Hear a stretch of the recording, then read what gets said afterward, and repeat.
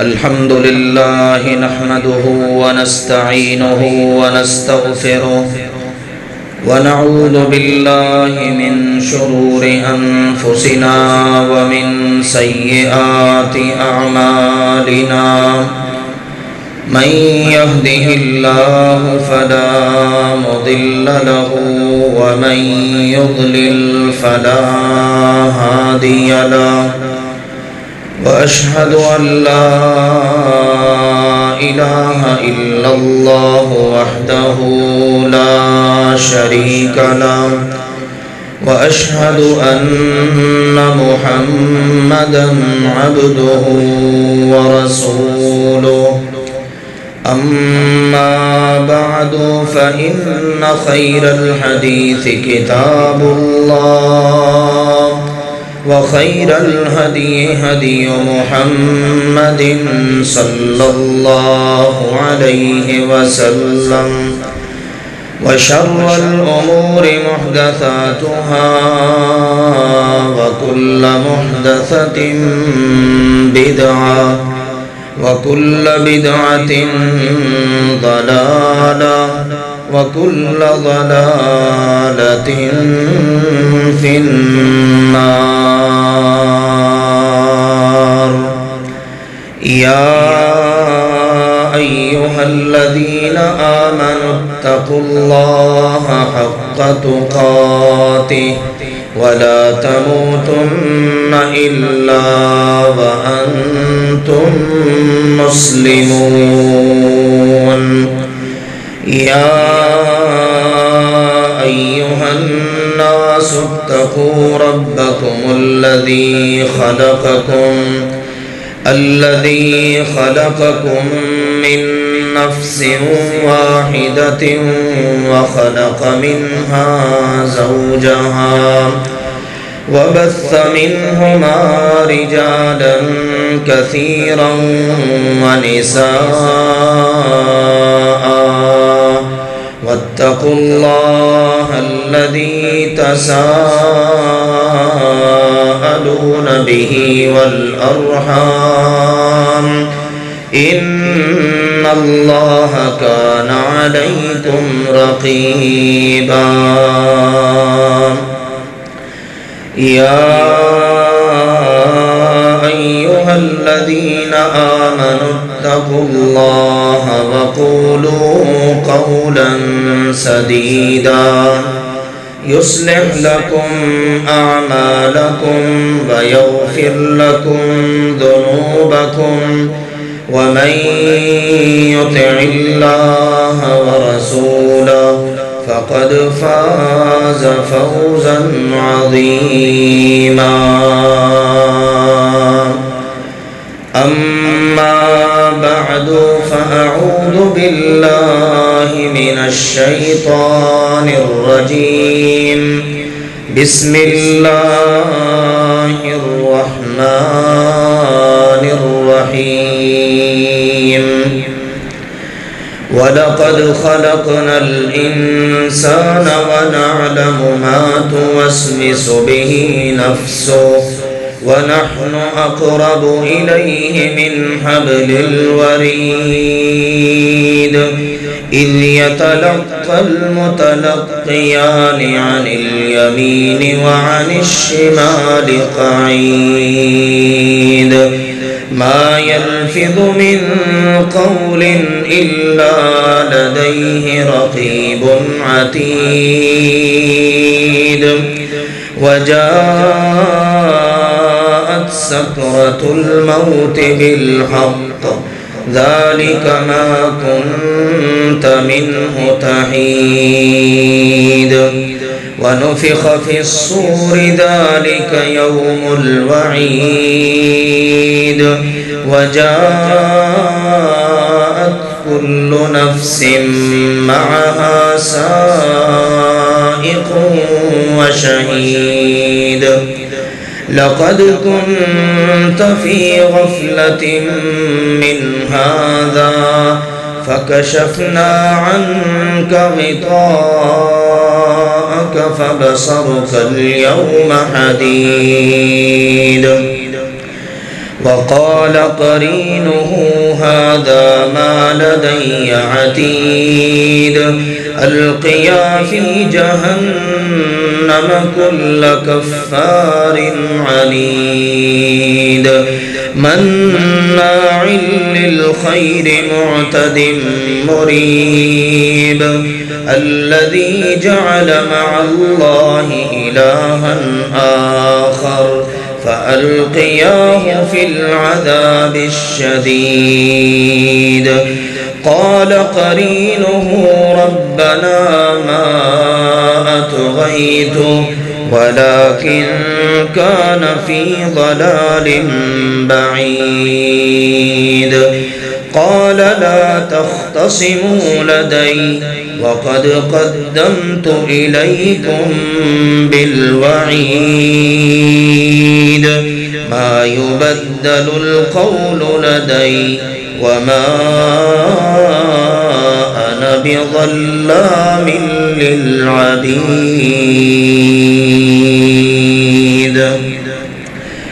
وقال سبحانه وتعالى وقضى ربك ألا تعبدوا إلا إياه وبالوالدين إحسانا إما يبلغن عندك الكبر أحدهما أو كلاهما فلا تقل لهما أف ولا تنهرهما وقل لهما قولا كريما واخفض لهما جناح الذل من الرحمة وقل رب ارحمهما كما ربياني صغيرا.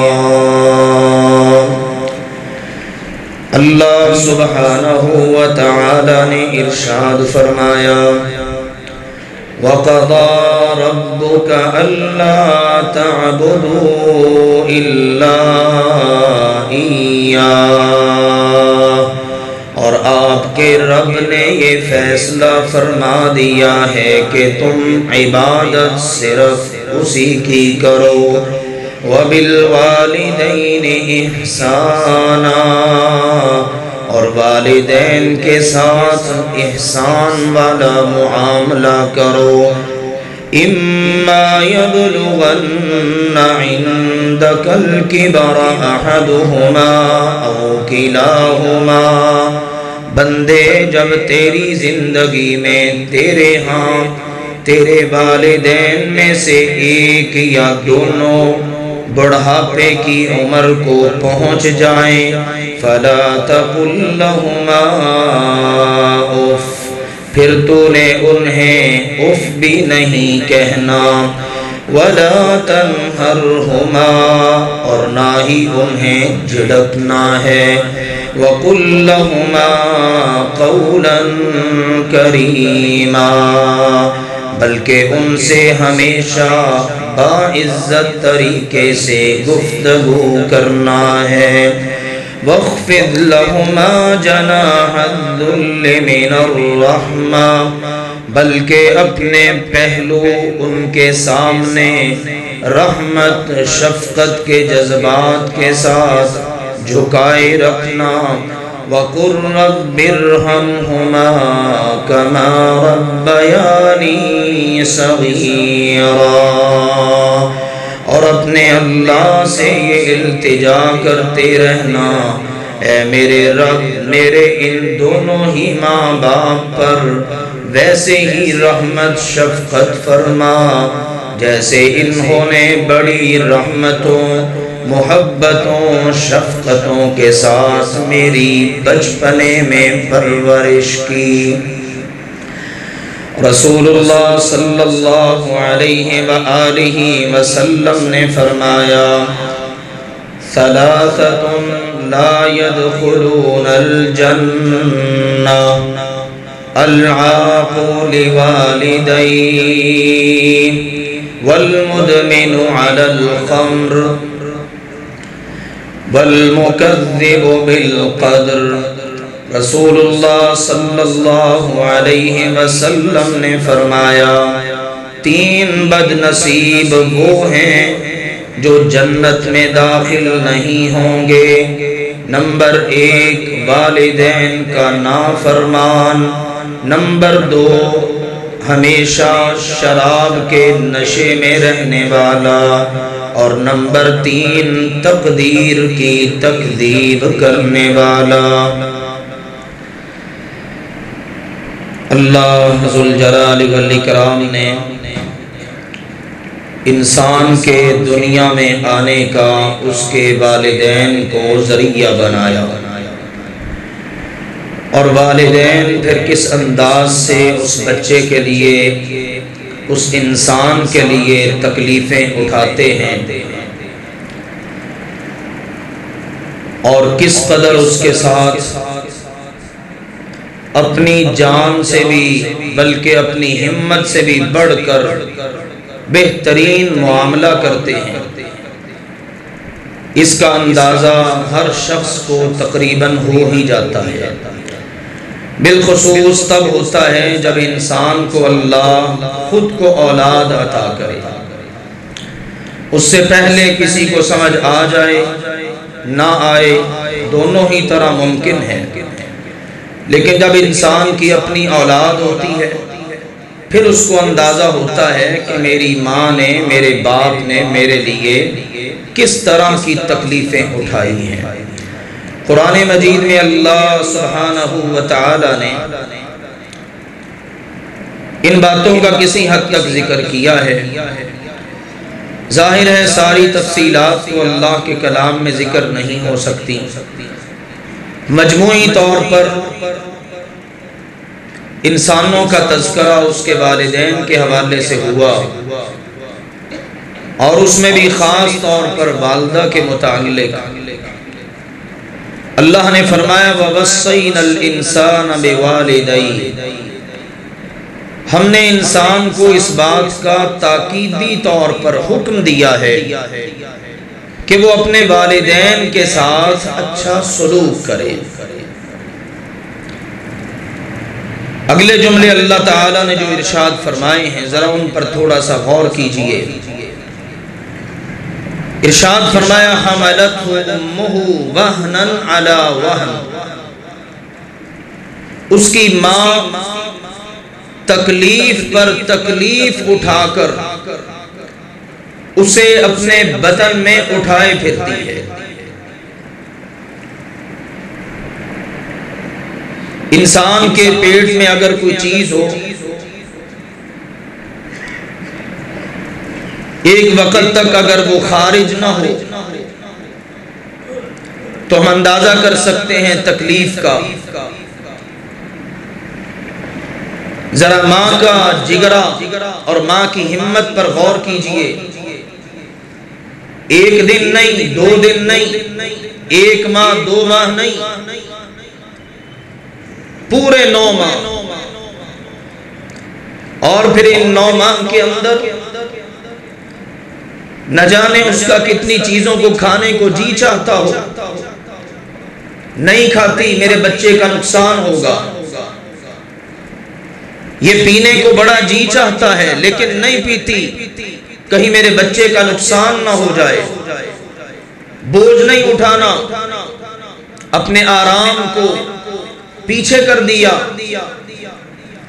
میں شاید اس سارے منظر کی منظر کشی اور تصویر کشی یقیناً نہیں کر سکتا۔ اللہ نے کچھ تھوڑا سا ٹچ دیا ہے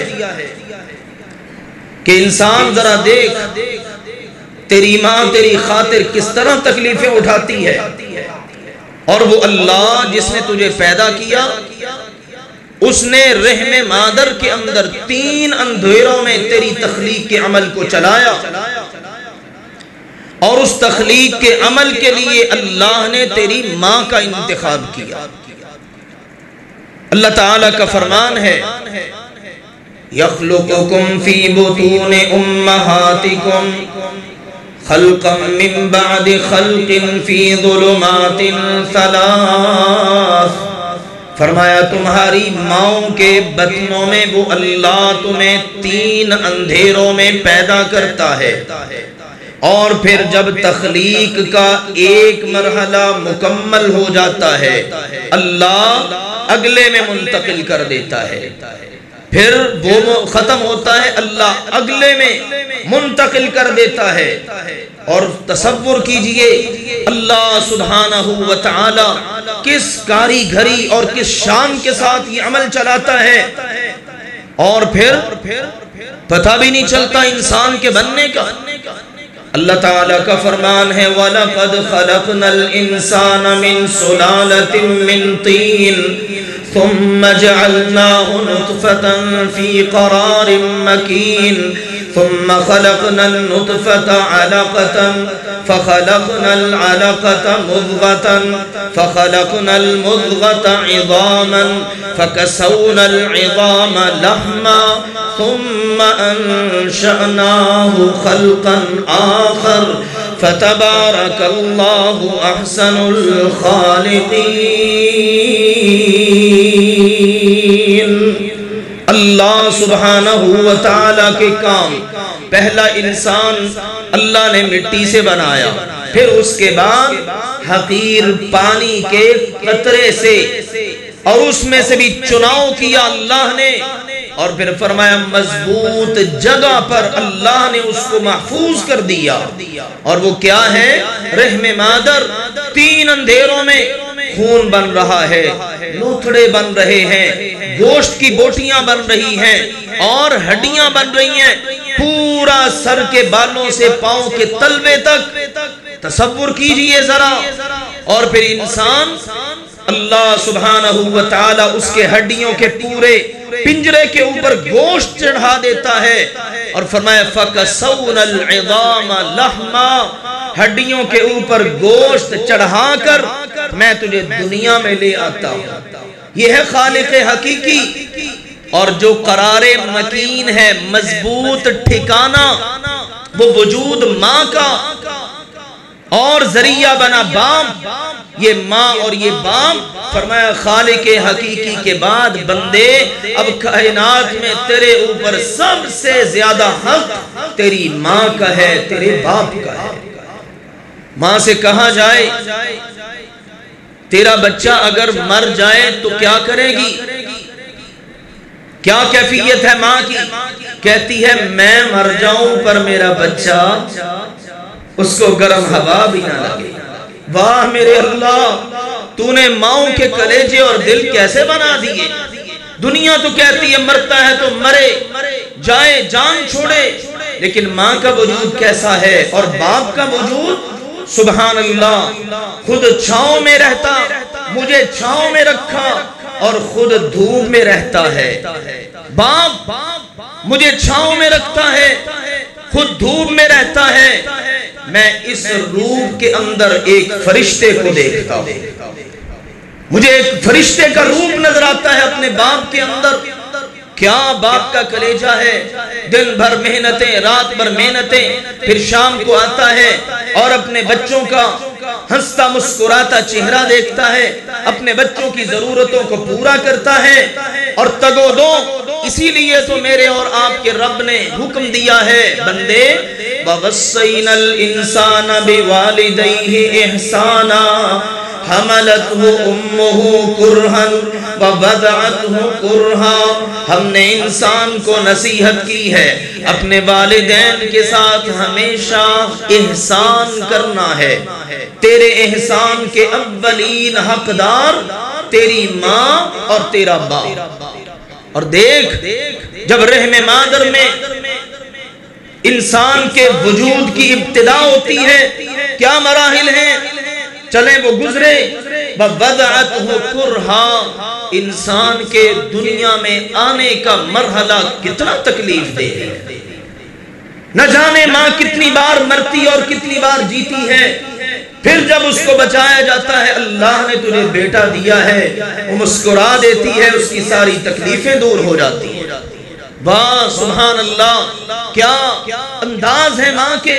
اور اللہ تعالیٰ نے اسی لیے کہا حملہ وفصالہ 30 شہرا، بندے تیری ماں کا تجھے اپنے بطن میں اٹھانا پھر تیرا دنیا میں آنا، اس کی کم از کم مدت 30 ماہ ہے۔ بہرحال یہ ایک الگ موضوع ہے، میں اپنی بات پر رہنے کی کوشش کروں گا۔ ماں ذریعہ بنا دنیا میں آنے کا، باپ ذریعہ بنا۔ اب آپ دیکھیے بچہ چھوٹا سا ہے، دنیا میں آ گیا، ضروریات لے کر آیا، اس کو بھوک لگے گی، اس کو سردی گرمی بھی ستائے گی۔ اب کیا انداز ہے، سبحان اللہ، ابھی بول نہیں پا رہا، زبان سے کچھ کہتا نہیں، ابھی یہ رونا شروع کرتا ہے اور ماں کے وجود میں ہلچل مچ جاتی ہے۔ اپنے انتہائی اہمیت کے حامل کام چھوڑ کر دوڑی چلی آتی ہے، بچے کو سنبھالتی ہے۔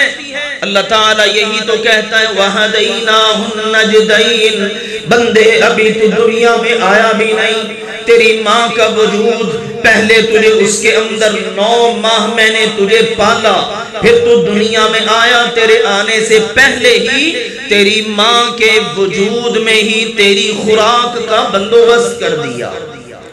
ادھر تو زبان سے رونے کی آواز نکالے، تیری آواز اپنے منہ سے گونجے، کسی کو پتہ چلے نہ چلے ماں کو پتہ چل جاتا ہے۔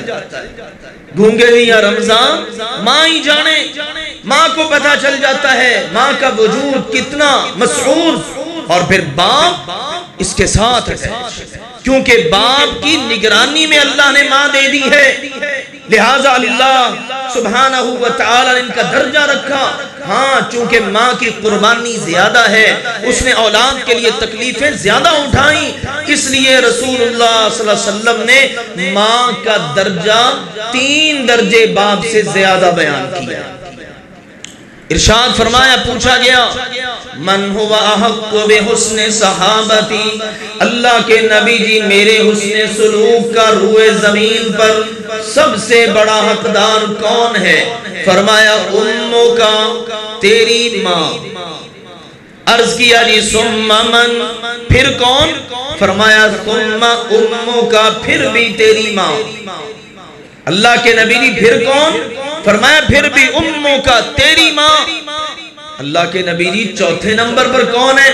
فرمایا ابو کا، تیرا باپ۔ اس کے بعد سوال بھی ختم اور جواب بھی ختم۔ 3 نمبر ماں کو ملے، 1 نمبر باپ کو ملا، اس قدر درجہ اور اس قدر مقام۔ اسی لیے تو بتایا گیا لوگوں کہ نبی صلی اللہ علیہ وسلم مجمع عام میں پوچھا، صحابہ کرام کا اجتماع ہے، آپ پوچھ رہے ہیں الا اخبرکم باکبر الکبائر، کیا میں تمہیں بتاؤں کبیرہ گناہوں میں سے بھی کبیرہ گناہ کون سے ہیں؟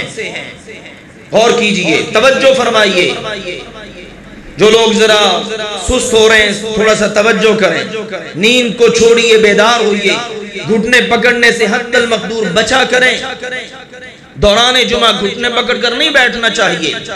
آئیے دیکھیے، سنیے غور کے ساتھ، الا اخبرکم باکبر الکبائر، ایک ہے کبیرہ گناہ اور ایک ہے کبیرہ سے بھی کبیرہ گناہ۔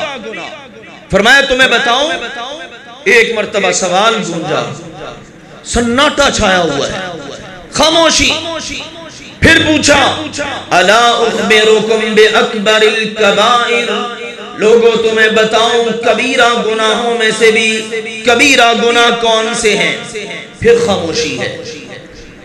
دم بخود صحابہ کرام نہ جانے کون سا اتنا بڑا جرم ہے۔ پھر کچھ وقفے کے بعد اللہ کے نبی صلی اللہ علیہ وسلم تیسری مرتبہ اپنا سوال دہرایا، کیا تمہیں کبیرہ میں سے بھی کبیرہ گناہ بتاؤں؟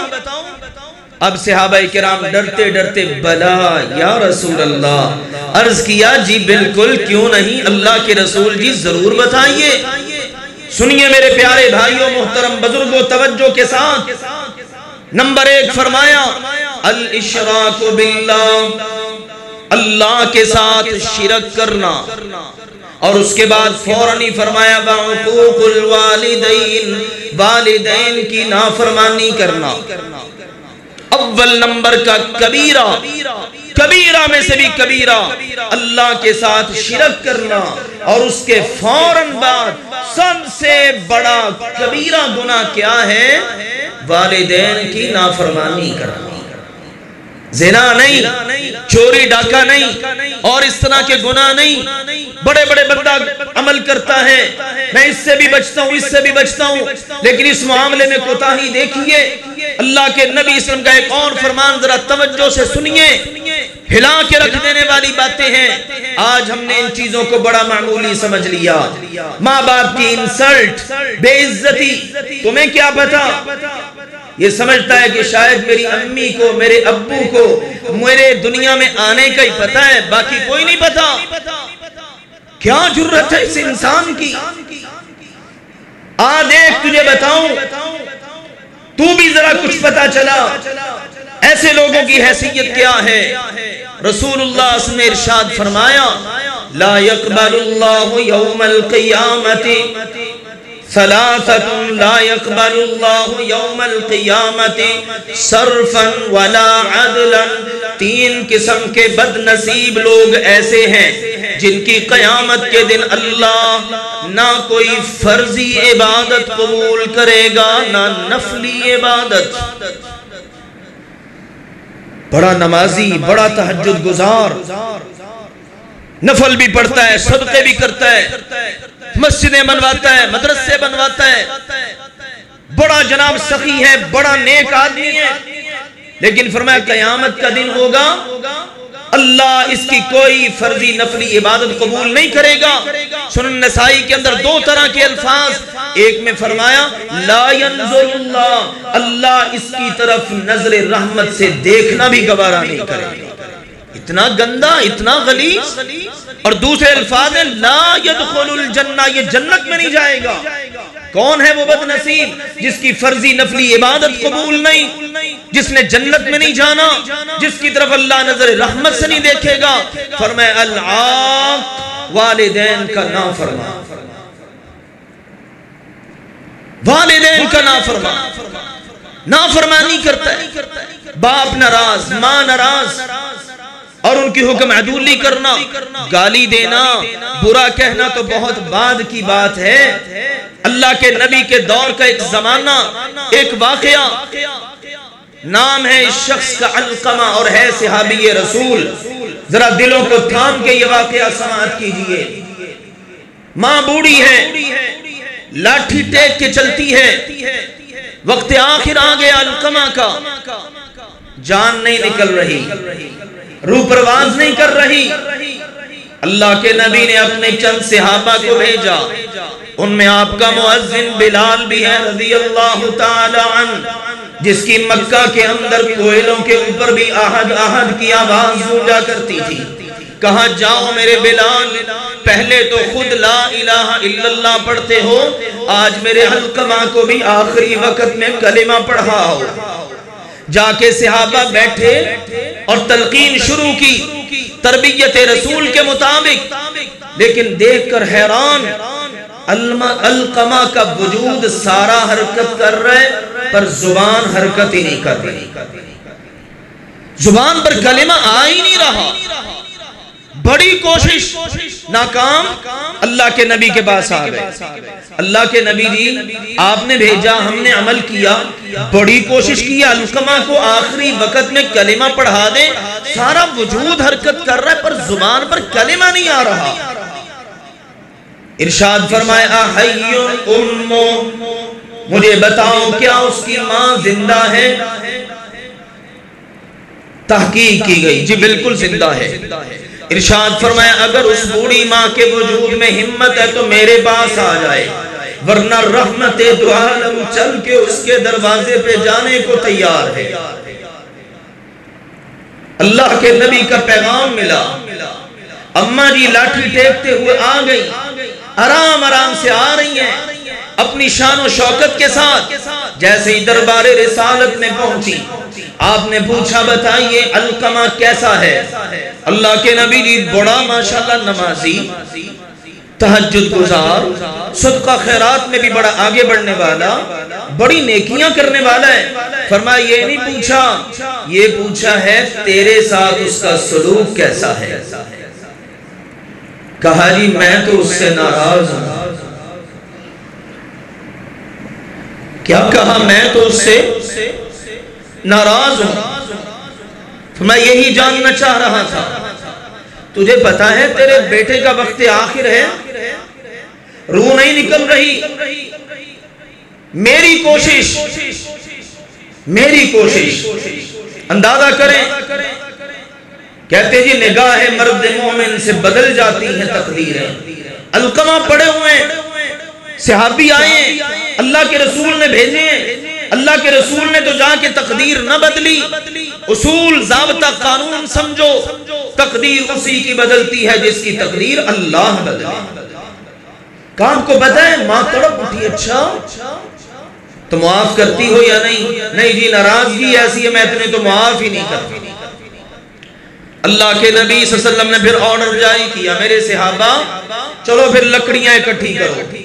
اب ویسے اس کی روح نہیں نکلے گی, لکڑیاں اکٹھی کرو, ایندھن اکٹھا کرو. اللہ کے نبی جی خیریت؟ ہاں بالکل.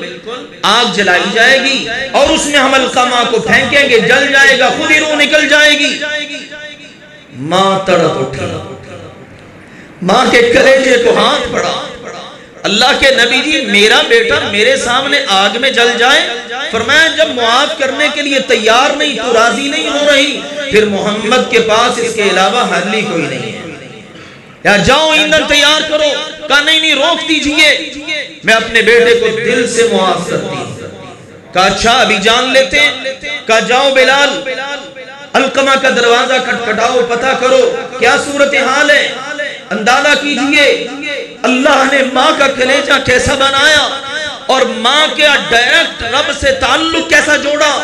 ادھر ماں نے معافی دی, ادھر بلال ابھی دروازے پہ پہنچے نہیں, بلال کو پہلے ہی اندر سے علقمہ کے بلند آواز میں کلمہ پڑھنے کی آواز آنا شروع ہو. فوراً بھاگم بھاگ اللہ کے نبی کے پاس, فرمایا جی وہ تو کلمہ پڑھ رہا ہے علقمہ.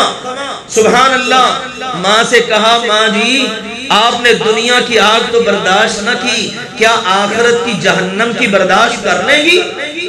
اندازہ کیجئے صحابی رسول کی ماں ناراض ہے, روح نہیں نکل رہی, کلمہ نصیب نہیں ہو رہا.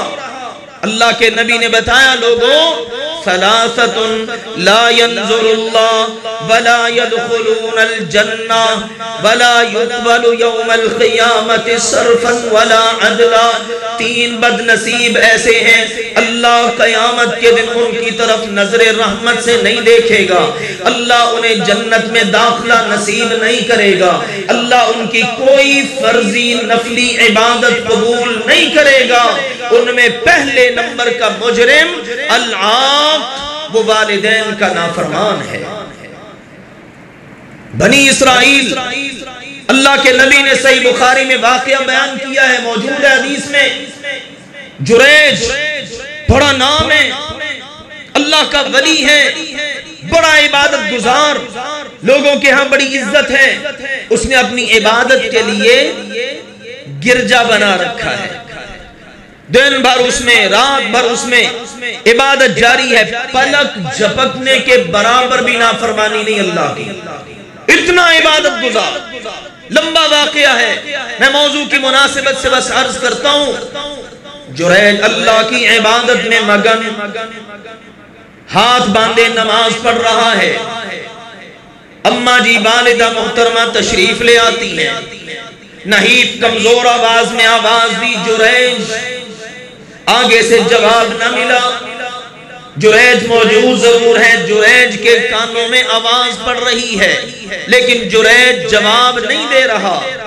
جریج کی اپنی ایک سوچ فکر اور آپس میں سوچوں کی ایک جنگ شروع ہو گئی.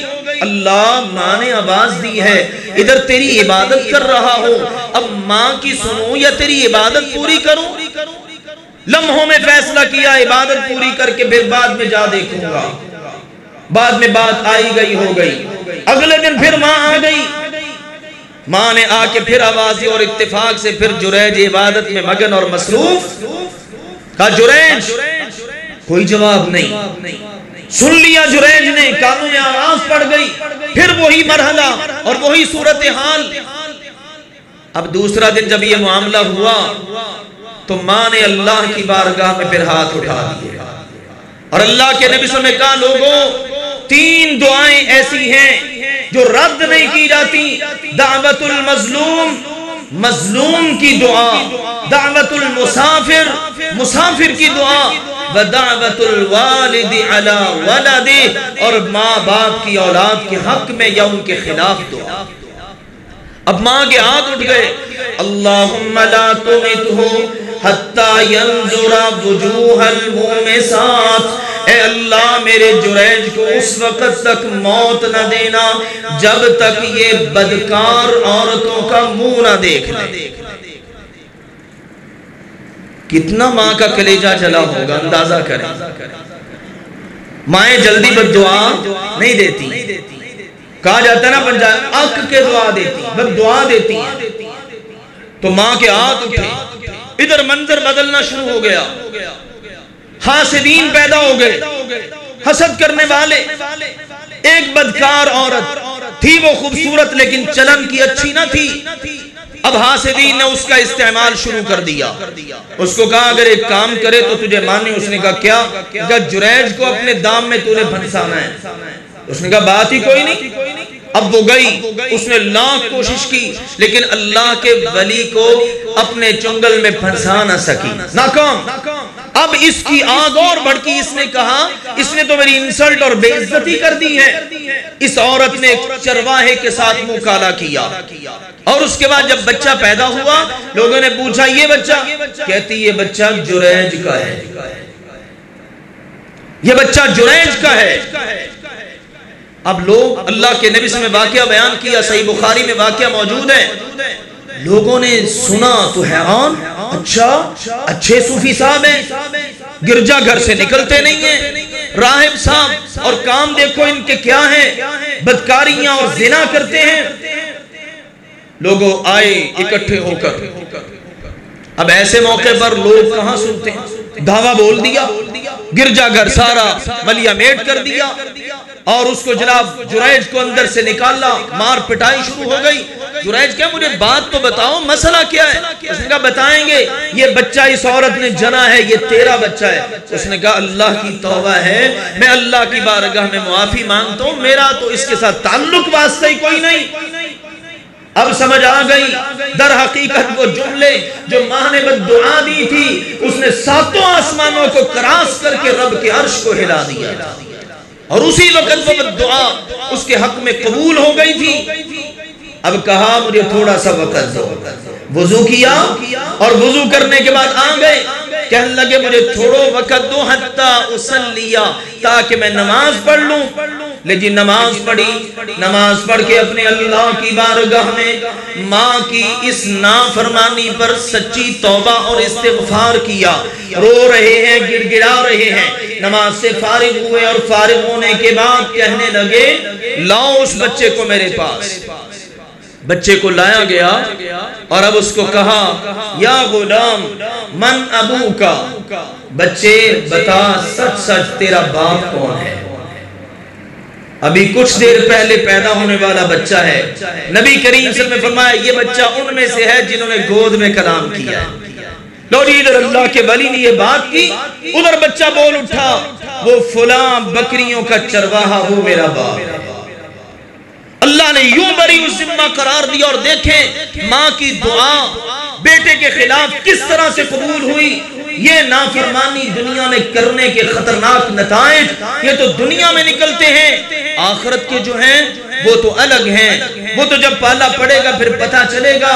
آئیے اللہ کے نبی صلی اللہ علیہ وسلم کی اس بات پر اپنی بات کو مکمل کرتا ہوں. آپ نے فرمایا لوگوں من اکبر الکبائر، کبیرہ گناہوں میں سے کبیرہ گناہ یہ بھی ہے ان یسب الرجل والدیہ، کہ بندہ اپنی امی کو اپنے ابو کو گالی دے دے. میں نے پچھلی بار عرض کیا تھا سمجھ نہیں آتا، حدیث پڑھ کر کچھ اندازہ ہوتا ہے. ایسے بد نصیب لوگ بھی دنیا میں ہوتے ہیں جو ماں کو گالی دیتے ہیں، باپ کو گالی دے دیتے ہیں. کیسے کیسے گندے الفاظ، گندی گالیاں کہ بندہ اپنی زبان پر لانے سے بھی جھجکتا ہے اور رونگتے کھڑے ہوتے ہیں. ماں کو اتنا گندا جملہ بول رہے ہیں. اللہ کے نبی صلی اللہ علیہ وسلم نے فرمایا نا، صحابہ کرام حیران اللہ کے نبی جی یسب الرجل، بندہ گالی دے سکتا ہے اپنے باپ کو، اپنی ماں کو؟ سنیے میرے عزیزو غور کے ساتھ، اللہ کے نبی نے بات سمجھا دی، اور یہ بات سبحان اللہ بڑی کمال کی بات ہے، اور غور کرنا ذرا اس بات پر۔ ارشاد فرمایا یسب الرجل ابا الرجل فیسب ابا، ایک بندہ دوسرے بندے کے باپ کو گالی دیتا ہے، وہ جواب میں اس کے باپ کو گالی دیتا ہے۔ اب اپنے باپ کو گالی دلوانے کا ذریعہ کون بنا؟ یہ بندہ خود بنا۔ کہا یہ ہے بد نصیب جو اپنے باپ کو گالی دیتا ہے۔ اور ایک حدیث میں فرمایا لعن اللہ من لعن والدی، جو بندہ اپنے ماں باپ پر لعنت کرتا ہے اللہ اس پر لعنت کرتا ہے۔ فرمایا حدیث مکمل کرتے ہوئے یسب امہ فیسب امہ، یہ اس کی ماں کو گالی دیتا ہے، تیری ماں کو ایسے، تیری ماں ایسی، وہ آگے سے پلٹ کے اس کی ماں کو جو گالی دیتا ہے۔ ارشاد فرمایا اپنی ماں کو گالی دلوانے کا سبب اور ذریعہ تو یہ بنا۔